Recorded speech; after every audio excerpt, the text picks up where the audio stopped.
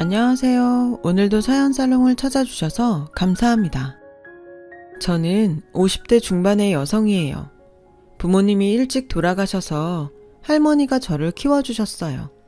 할머니는 제가 부모님한테 못 받은 사랑까지 주시려고 굉장히 노력하셨죠.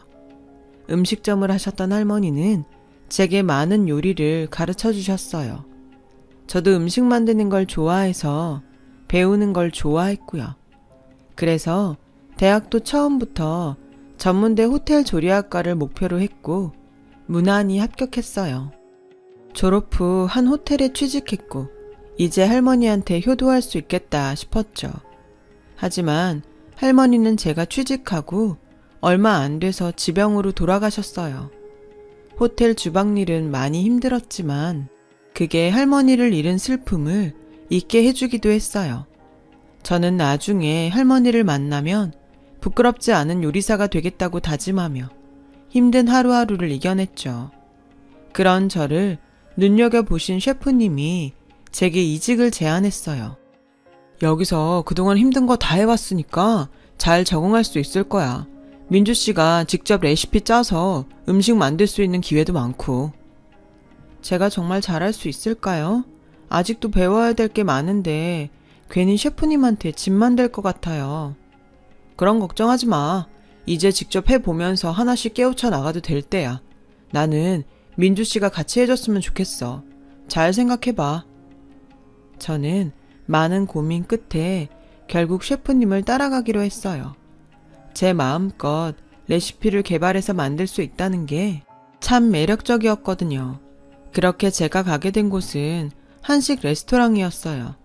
상견례나 특별한 날에 많이 오는 고급 한정식을 주로 하는 곳인데 생각했던 것보다 메뉴들이 형편없었어요. 명색이 고급 한정식집인데 메뉴들은 일반 식당에서 볼 수 있는 것 뿐이더군요. 셰프님과 저는 거의 매일 밤 늦게까지 레시피를 개발하고 음식을 만들어서 먹어보고 서로 평가하며 고쳐갔어요. 그런 노력 끝에 몇 가지 메뉴가 탄생했고 곧 손님들한테 선보이게 됐어요. 원재료 때문에 가격대가 조금 올라서 걱정이 됐는데 생각했던 것보다 손님들 반응이 좋았어요. 특히 젊은 층에서 많이 좋아해서 입소문을 타게 됐죠. 덕분에 레스토랑은 갈수록 매출이 올랐어요. 저는 제가 해냈다는 느낌에 너무 뿌듯했죠. 그러던 어느 날 셰프님이 또 다른 제안을 하셨어요. 여기 사장님하고 아는 분이 자기 레스토랑에 셰프를 소개해달라고 하셨다는데 민주씨 한번 해볼래? 거기서도 지금처럼 레시피를 개발하면 돼. 완전히 거기 직원이 되는 건 아니고 사장님이 파견 형식으로 하실 거래. 여기로 다시 돌아올 수 있는 거죠? 물론이지. 민주씨가 오겠다고 하면 얼마든지 올 수 있어. 저는 그렇게 몇 개월 만에 다시 직장을 옮겼어요. 거기도 한식 레스토랑이었는데 주방이나 메뉴 상태는 이전 레스토랑보다 훨씬 안 좋았어요. 총괄 셰프가 레스토랑 사장 아들이라길래 저는 주방 배치 순서를 먼저 바꾸자고 건의했어요. 최민주 씨 말도 맞지만 직원들 의견도 들어봐야죠. 일단 얘기해 볼게요. 그보다 먼저 레시피부터 개발해 주세요. 라며 조금 떨떠름하게 말하더라고요. 저는 괜한 말을 했나 싶었지만 기왕 할 거면 제대로 해야 된다는 생각이 들었어요. 그래서 주방에 대한 이야기도 좀 더 강력하게 하면서 저 나름대로 레시피도 개발했어요. 처음 레시피를 만들어 음식을 내놓자 총괄 셰프의 표정과 말투가 부드러워졌어요. 이 정도면 바로 손님들한테 내놔도 되겠는데요? 솔직히 최민주 씨 처음 봤을 때는 너무 젊은 사람을 보낸 게 아닌가 좀 걱정이 됐는데 다시 봤네요. 라며 좋아하더군요. 그 다음부터 직원들이 저를 대하는 태도도 달라졌어요. 주방 배치도 제가 말한 대로 바뀌었고요. 저는 밤 늦게 끝나고 아침 일찍 시작하는 힘든 일과에도 매일 자는 시간을 쪼개서 레시피를 개발했고 그 덕에 2가지 메뉴를 더 첨가할 수 있었어요. 총괄 셰프인 어머니인 사장님도 새로운 메뉴들이 반응이 좋다며 칭찬하셨죠. 그 무렵 그 총괄 셰프가 제게 사귀고 싶다며 데이트 신청을 했어요. 그동안 민주씨 지켜봤는데 정말 괜찮은 사람이라는 생각이 들었어요. 제 얘기 흘려듣지 말고 진지하게 받아줘요. 말씀은 감사한데 너무 갑작스러워서 당황스럽네요. 저는 여태까지 셰프님을 그런 식으로 생각해 본 적이 없어서요. 라며 조심스럽게 거절했지만 그는 끈질겼어요. 그러다 보니 제 마음이 움직이더군요. 솔직히 할머니 돌아가신 후 계속 혼자만 있었던 게 외롭기도 했어요. 내가 뭐라고 저렇게 진지하게 사귀자고 하는데 계속 거절하나 하는 마음에 결국 사귀기로 했죠. 처음에는 저를 별로 좋아하지 않고 무시하는 것 같았는데 이렇게 마음이 바뀔 수 있나 의아하기도 했지만 저도 싫었던 사람이 좋아지기도 하니까 그럴 수 있을 거라고 생각했어요. 그 사람이 거만한 느낌이긴 했지만 호감형이라서 아주 마음에 없는 건 아니었거든요. 그래서 사귀자고 했던 것 같아요. 사장님은 저희가 만나는 걸 좋아했어요. 눈빛이 차가워서 대화하기 어려워서 저도 모르게 피할 때가 많았는데 자기 아들과 사귄다고 하니 오히려 친절해지더라고요. 저는 그동안 사장님을 오해한 것 같아서 죄송한 마음이 들었죠. 그래서 전보다 일도 더 열심히 하고 사장님한테도 더 잘했어요. 저와 그 사람이 사귀는 걸 비밀로 했어요. 하지만 사장님이 저를 반말로 이름을 부르며 거의 며느리 대하듯 하자 저와 총괄 셰프가 사귄다고 다들 눈치를 챘죠. 민주야, 너만 괜찮으면 우리 사귄다고 정식으로 말하고 결혼도 생각했으면 좋겠어. 직원들은 말 안 해도 다 알고 있는데 우리가 계속 모르는 척하면 분위기만 나빠질 것 같아. 우리 사귀는 거 밝히는 건 좋은데 갑자기 결혼이라니 나하고 한마디 상의도 없이 혼자 결정한 거예요. 그래서 지금 너한테 말하잖아. 왜? 결혼하는 건 별로야? 우리 사귄 지 얼마 안 돼서 그래? 난 결혼이라는 건 솔직히 사귄 시간하고 상관없다고 생각하는데 그래도 이건 아닌 것 같아요. 일단 사귄다는 말만 해두는 게 좋지 않을까요? 앞으로 어떻게 될지 모르는데 결혼 얘기는 함부로 안 했으면 좋겠어요. 꼭 사귀다가 헤어질 것처럼 말한다. 내가 너한테 그것밖에 안 됐던 거야? 라며 섭섭해했지만 저는 쉽게 결혼 얘기를 받아들일 수 없었어요. 사귄 지 얼마 되지도 않았고 저는 윗사람이기도 했고 어쩐지 그 사람이 좀 어려워서 계속 존댓말을 썼거든요. 그리고 그 사람과의 결혼은 정말 머릿속에 그려지지가 않았어요.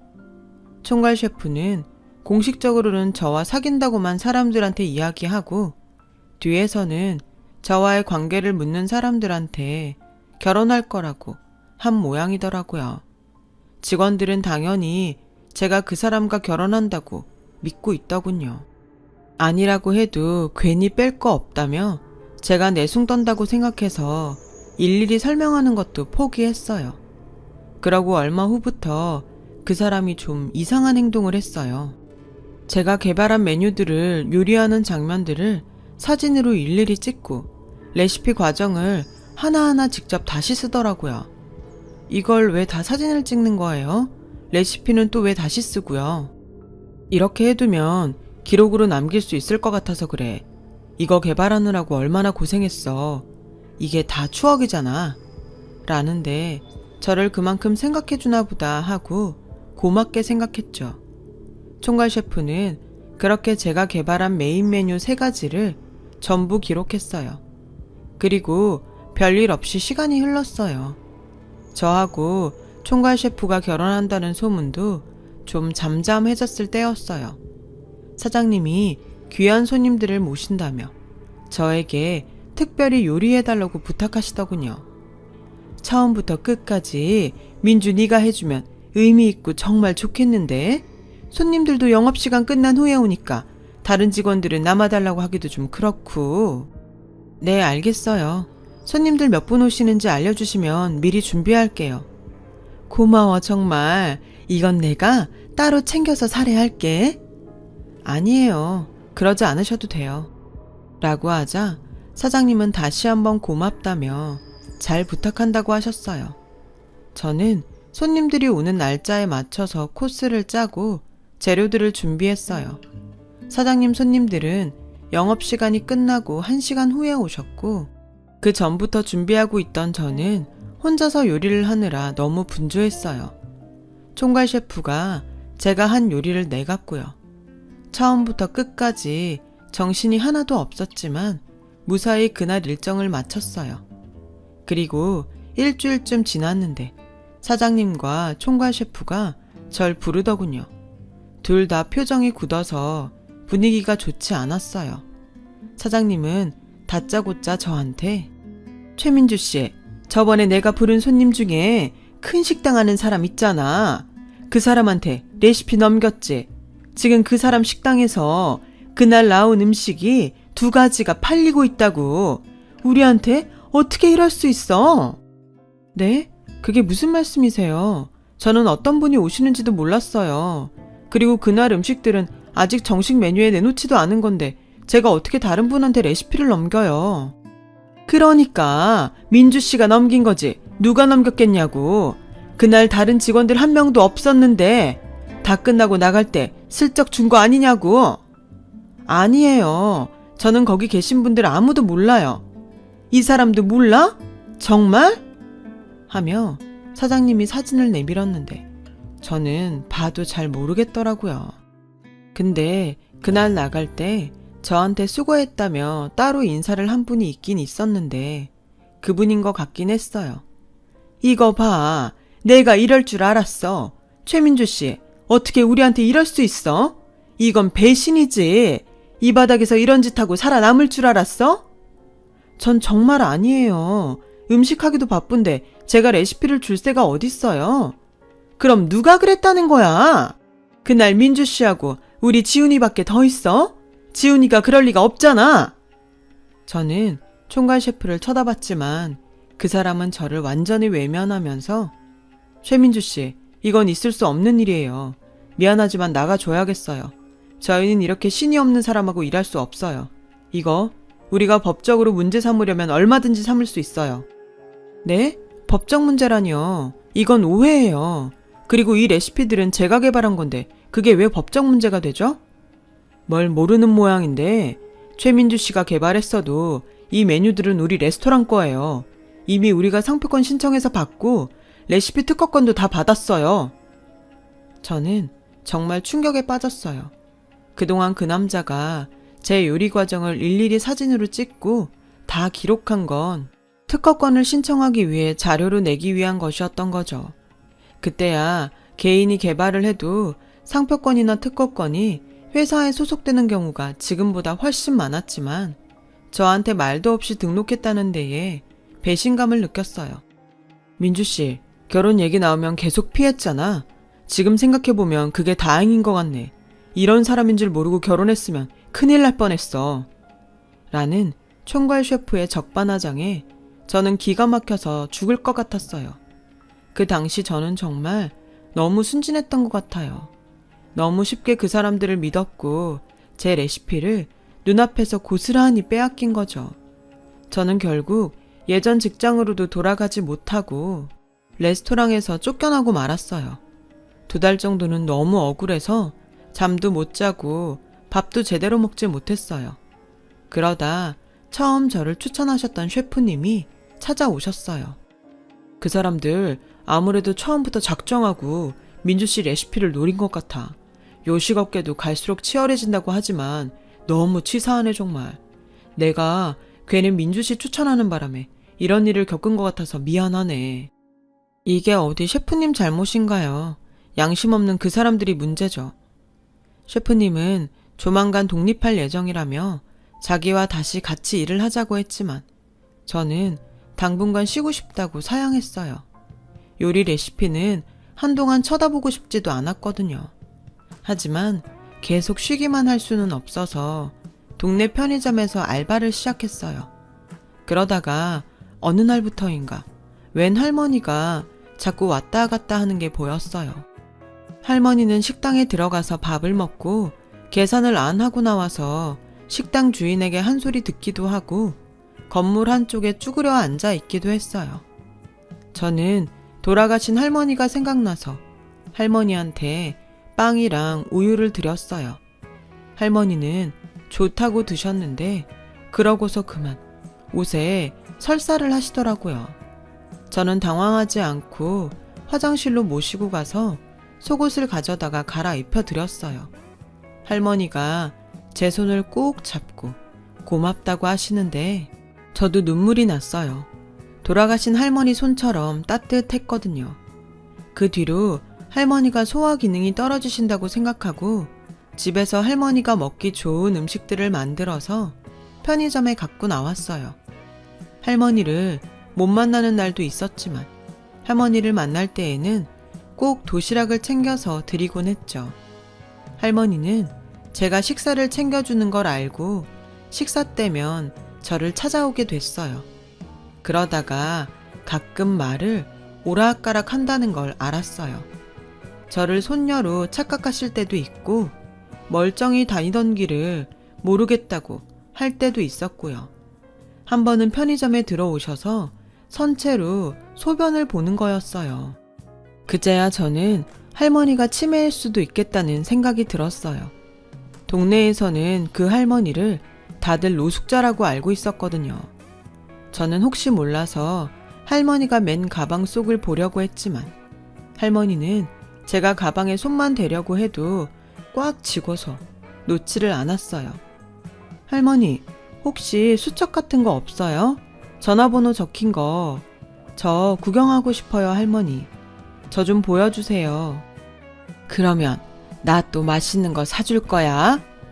제가 그러겠다고 하자 할머니는 조심스럽게 가방에서 수첩을 꺼내서 저에게 내밀었어요.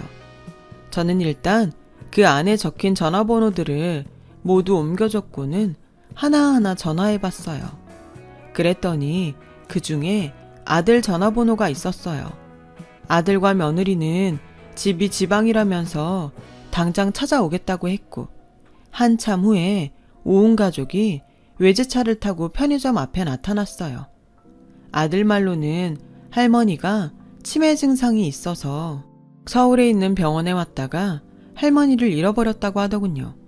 여기는 병원이 있는 동네도 아닌데 아무래도 혼자 버스를 타신 것 같다고 했어요. 손녀까지 와서 할머니한테 안겨서 우는 걸 보니 가족들이 할머니를 많이 찾았던 것 같더라고요. 할머니는 가족들과 함께 가면서 저에게 아가 잘 있어 라고 했고 저는 그 말에 눈물이 쏟아졌어요.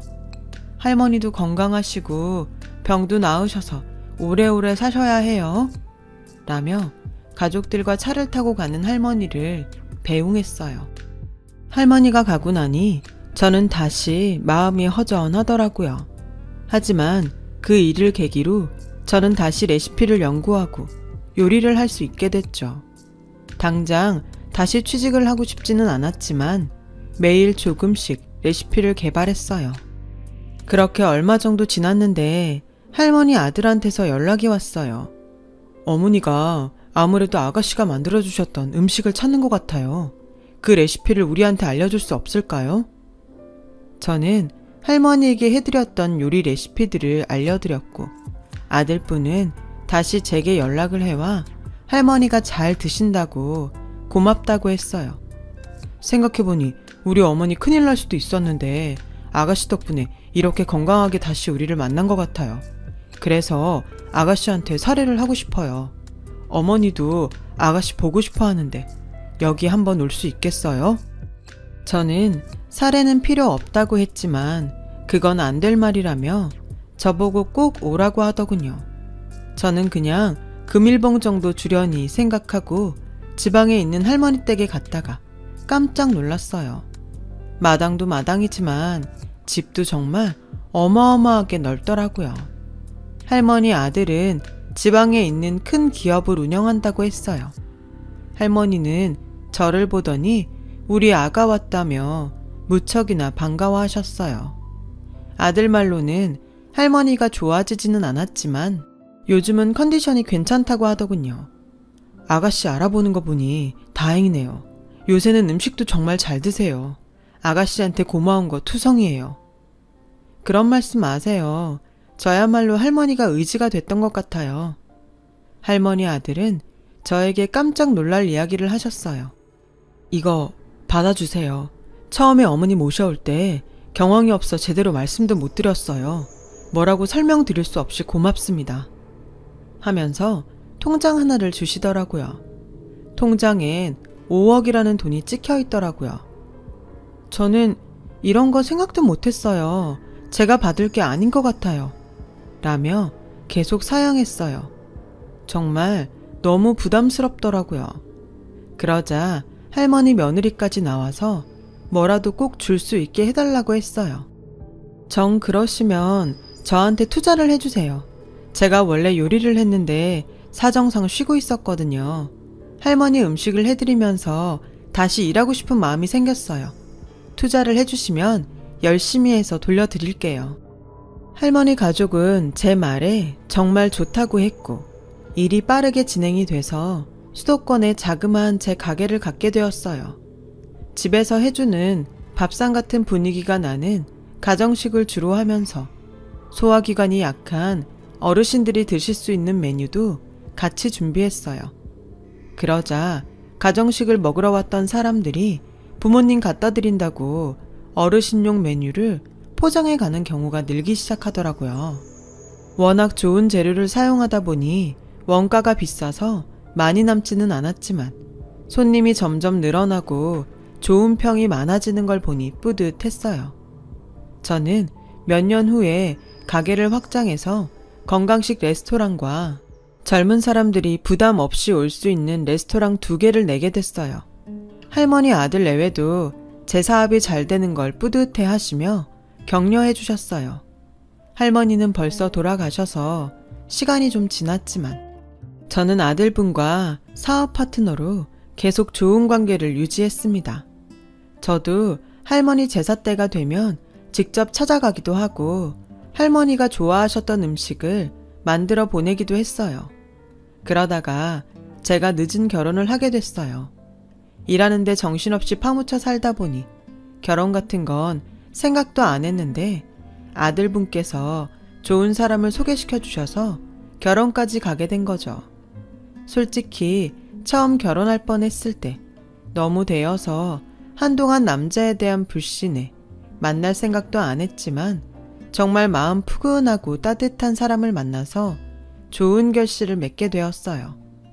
남편은 조그맣게 무역업을 하는 사람이었어요. 저희 2사람은 아들 내외분을 초대해서 식사를 대접하기로 했어요. 그리고 약속한 레스토랑에 제가 먼저 도착해서 건물 입구에 서 있는데 청소 도우미 할머니가 나오다가 저하고 부딪혔어요. 할머니, 괜찮으세요? 라며 도우미 할머니를 본 저는 놀라서 말을 못했어요. 그 할머니는 예전에 제 레시피를 빼앗고 저를 해고한 레스토랑 사장님이었어요. 사장님도 놀라서 저를 보다가 민망한지 얼른 청소도구를 가지고 자리를 피하더라고요. 그렇게 놀란 마음을 안고 식사를 마치고 나오는데 사장님이 저를 불렀어요. 민주야, 너 맞지? 아까는 너무 놀라서 인사도 못했네. 잘 지내나 보네. 그동안 어디 있었어? 라며 어제 본 것처럼 친한 척하는데 소름이 끼쳐서 왜 이렇게 아는 척하세요? 저한테 또 볼 일 남았어요? 지금도 레스토랑 일 하면 우리 아들 자리 하나 알아봐줘. 사정이 있어서 일을 접었거든. 제가 왜 할머니 아들 일을 알아봐줘야 되는데요? 왜요? 제 레시피 저한테 묻지도 않고 마음대로 등록해서 썼는데 가게가 잘 안 됐나 보죠? 저 같은 사람 이 바닥에서 일 못할 거라며 나가라고 할 때는 언제고 아들 일을 알아봐 달래요? 진짜 예전부터 뻔뻔하다고 생각했지만 완전 선 넘네요. 그때는 오해가 좀 있어서 그런 거잖아. 그건 민주 네가 이해를 해야지. 오해는 무슨 오해. 저도 다 들어서 알아요. 처음부터 작정하고 제 레시피만 노렸다는 거. 제가 그날 만든 메뉴도 사장님이 그 손님한테 가져다 드린 거라던데요. 라고 뿌리치고 가려고 하자 사장님은 민주야, 내가 잘못했어. 다 지난 일이잖니. 이렇게 다시 만난 것도 인연인데 우리 이제는 잘 해보자. 응? 인연 좋아하시네. 그리고 자꾸 제 이름 부르지 마세요. 소름 끼쳐요. 라는데 남편이 주차장에서 기다리다가 와서 이게 무슨 소리야? 혹시 이 사람이 전에 당신 레시피 뺏어갔다는 그 사장이야? 맞아. 이제 와서 뻔뻔하게 자기 아들 일자리 달라는데?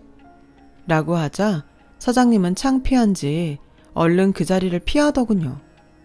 유통기간이 지난 재료를 쓰다가 한 직원이 식약처에 신고해서 벌금을 물고 그 후에도 음식질이 점점 떨어져서 음식 블로거들 사이에서 돈만 챙기는 식당으로 악평을 받다가 결국 문을 닫았다고 해요. 아들인 총괄 셰프는 겉멋만 들어서 인테리어만 잔뜩한 음식점을 몇 번 차렸다가 전부 망했고요. 지금은 일도 제대로 못하고 여기저기 전전한다는 얘기만 들었어요. 다 자업자득이라고 생각해요. 자기가 노력하지 않고 남의 것 가로채서 편하게 하려니까 그런 결과가 나왔다고 생각해요. 그 후로 다시 그들을 만날 일은 없었어요. 저는 여전히 할머니 아들 내외와 연락하며 잘 지내고 있어요. 남편하고 사이에서 딸도 두었고요. 요즘은 우리 할머니 생각이 더 많이 납니다. 제가 이렇게 성공한 건 할머니가 하늘에서 보살펴 주셨기 때문이라고 믿고 있어요. 할머니가 좋은 인연을 저에게 보내주신 거라고요. 가진 것들을 잘 베풀면서 주변을 돌보며 살아가려고 노력하겠습니다. 긴 얘기 들어주셔서 감사하고요.